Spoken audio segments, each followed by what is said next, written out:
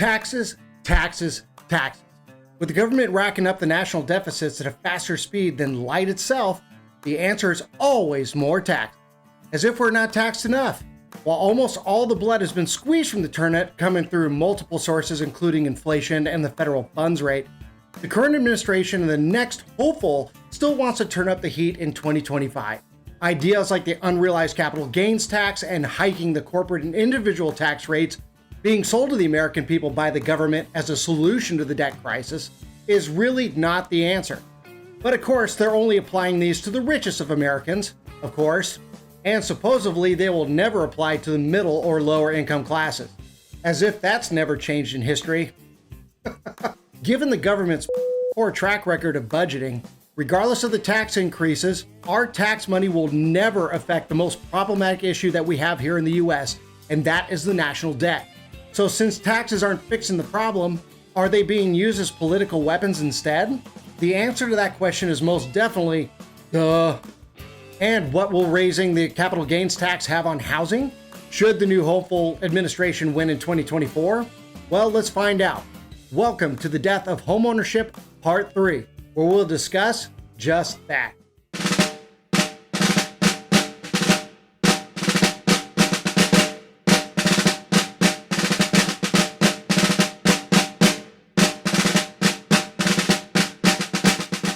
In the fiscal year 2025 budget proposals from the Biden administration, there has been notable push towards increasing tax rates, taxes of which could have significant implications on U.S. citizens and those citizens living around the world.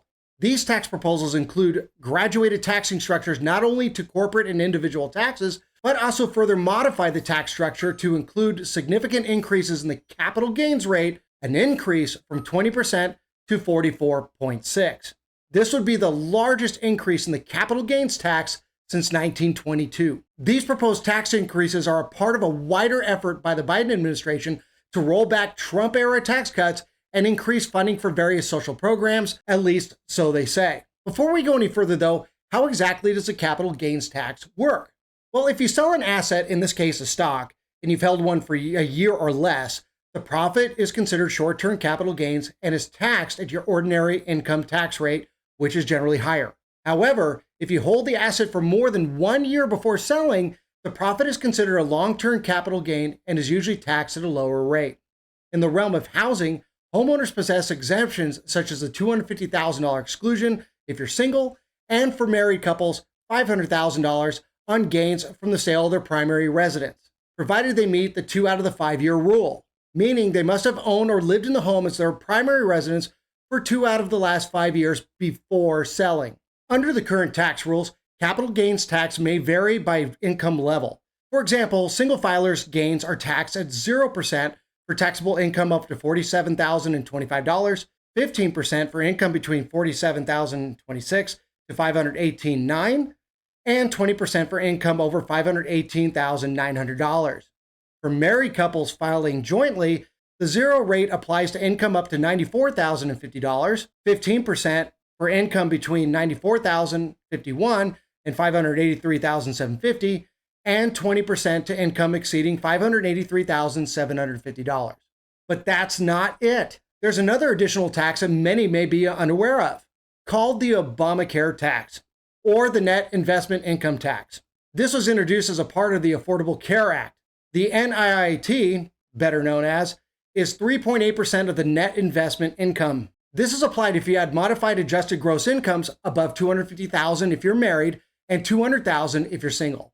This NIIT income tax applies to all net investment income for individuals whose modified adjusted gross income exceeds the applicable threshold regardless of the capital gains tax bracket. Let's make an example out of this. Say I were to sell my home that I've been living in for quite some time, say more than 2 years, and I were to net an equity profit of $800,000 on my home. Since I am single, I would have an exclusion of $250,000 from my capital gains, which would say that I had a taxable profit of $550,000. Net profit. That would place me in the 20% tax bracket. But since I'm also above the Obamacare tax threshold of $200,000, my total tax rate on that $550,000 capital gains tax would be sitting at 23.8%. I would owe the government a total of $130,900. Ouch. But realistically, how many homeowners in the US will fall under that specifics? Not too many. However, a 15% tax rate on capital gains, especially when it comes to the sale of a home after that homeowner has possessed it for some time, is more likely, even after the exemption. And remember, the net investment income tax applies to all net investment income, especially for those individuals whose incomes exceed the modified adjusted gross income that the applicable thresholds allow, and regardless of the capital gains tax bracket. As mentioned, the current administration wants to hike the capital gains tax level to a 44.6. So would these capital gains tax increases apply to all income brackets? According to the administration, it wouldn't. Taxpayers with adjusted gross income exceeding $1 million would see the rate increase from 20% to 44.6. This also would include the increase in the net investment income tax. So would this affect middle or lower classes right off the bat? No, it wouldn't. But as we have learned in prior videos and discussing the history of government taxation in the US, it would only be a matter of time before these increases in capital gains tax apply to all income brackets. And if you don't believe me, here's the deed to the Golden Gate Bridge for sale. Any takers? While no increases to the capital gains taxes are supposed to exist below the excess of $1 million in adjusted gross income level, if and when it ever becomes implemented, let's just say hypothetically the cap of $583,750 for a married couple at 20% rose to the proposed 44.6. Now, say I'm married and my net capital gains income was $583,751. And after the home sale exemption of the $500,000, and yes, I added a dollar. At a 44.6 capital gains tax rate, which includes the NIIT, that would mean that I'm coughing up $260,352.95. Oh my gosh, that is a ton in taxes. That's a difference of $120,430.57 at the 23.8% rate. And for what? Various social programs, including infrastructure, childcare, and education. And if you think that's where the current administration would spend it, then again, you don't pay much attention to the government's reckless spending habits. So now that we have drawn a picture fresh in our minds, and eventually know that capital gains taxes will bleed to lower and lower production caps over time, what can that do to housing? Well, it will most definitely hurt buyers and sellers alike. But how so? For one, higher capital gains taxes would discourage current property owners from selling. If the tax on profits from selling a property increases, homeowners might choose to hold on to their properties for longer, leading to a reduced supply of homes that are on the market. With fewer people willing to sell due to the higher rates, transaction volume in the housing market would decrease. This would lead to lower market liquidity, making it harder to buy or sell properties. In effect, as supply tightens, sellers would most likely adjust their asking prices to offset the tax burden, coupled with an increase in home value due to a market decrease in available homes. This would show up in the form of higher asking and eventual sold prices. On the bright side, though, real estate investors might reconsider their investments due to the higher tax burden. This could result in decreased investments in property, leading to increased housing availability and potentially lower prices. Taxes in this range would make companies like BlackRock, Vanguard, and State Street rethink their investment strategies in future properties. This would happen for sure, but most likely for those properties that currently exist in their REIT portfolios, the rising capital gains tax would offset the renter in the form of higher rent prices. We'll get to this in a second. But back to the bright side. Lower home prices might make it easier for first-time buyers to enter the market if investor sell-off and purchase prevention occurs. However, if decreased homeowner sales leads to a likely more sluggish market, it could offset these benefits. And from the above, most likely investors will also offset their asking price in order to cover their increases in the capital gains tax. Overall, it is clear that the markets would have to adjust as buyers and sellers recalibrate their expectations and strategies in response to the new tax environment. But let's make no mistake, home prices and rents would most assuredly be on the rise. This could force policymakers to possibly reconsider their tax policies based on the economic feedback and market conditions. But when has that ever really happened? Let's not fool ourselves. So now let's pivot back to the earlier point about investors and renters. Investors facing a higher capital gains tax would seek to offset their increased burdens by raising rents. This would lead to higher rental costs for tenants as property owners attempt to maintain their profit margins. Property investors might also cut back on maintenance and improvements to save costs, which could affect the quality of the rental properties themselves.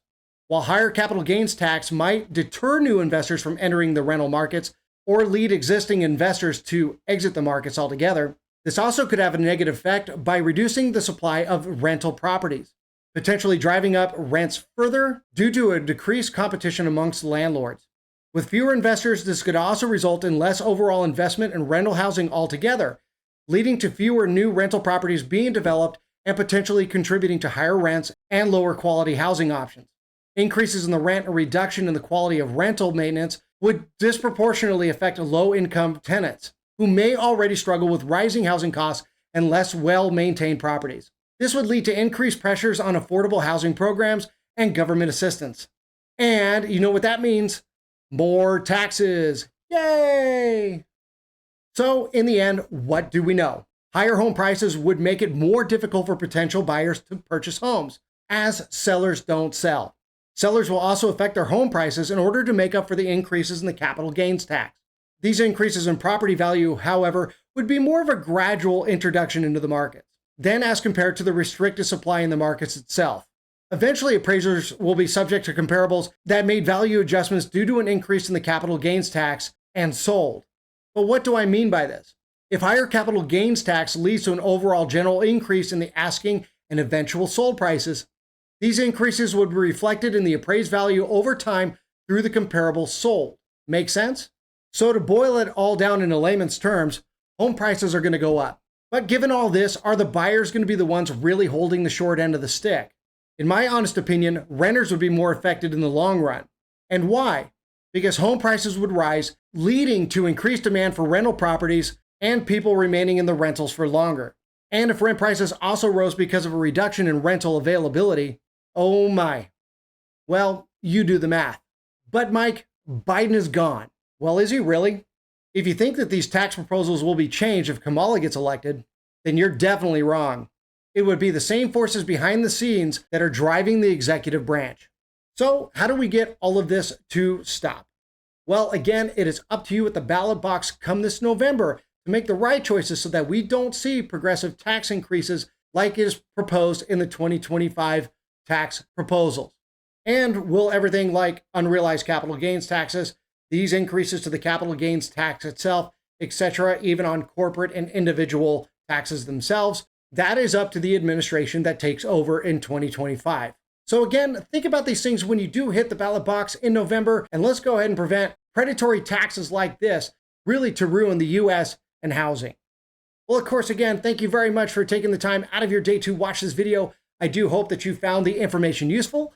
And of course, if you have any further questions regarding this information, please feel free to reach out to me. My contact information can be located in the description below. And of course, if you want to stay in tune to these videos to know what could possibly happen to housing, considering some of the policies that are coming through, or even considering what's happening right here in our economy currently, then feel free to hit that subscribe button below, hit the notification bell so that you're constantly in tune with the videos that I do come up with. And of course, if you are looking to buy, sell, or invest right here in the greater Boise, Idaho area, better known as the Treasure Valley, feel free to reach out to me. I'd be more than happy to represent you in your transaction or relocation. And if you're looking to sell and you want to go ahead and obtain a free home evaluation, please click in the description below, hit the link, type in your address, so that way you can be in tune to what your house may be worth in today's market. Of course, if you do so, you're probably going to hear from me. I'll probably go ahead and reach out to you, but I am not a pushy realtor. So I might just more or less call, see if you have any questions regarding the property evaluation that you received, and see if you have any further questions about the potential sale of your home. But before you go, if you did enjoy this content and you did find it useful, please give me a thumbs up. Definitely helps out the algorithm and pushes my videos along here on YouTube. And if you feel that this information could be useful to somebody else, please feel free to share it with somebody.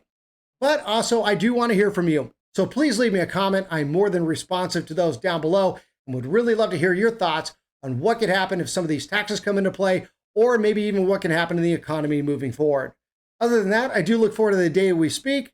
God bless. And I look forward to the day that I call you my neighbor.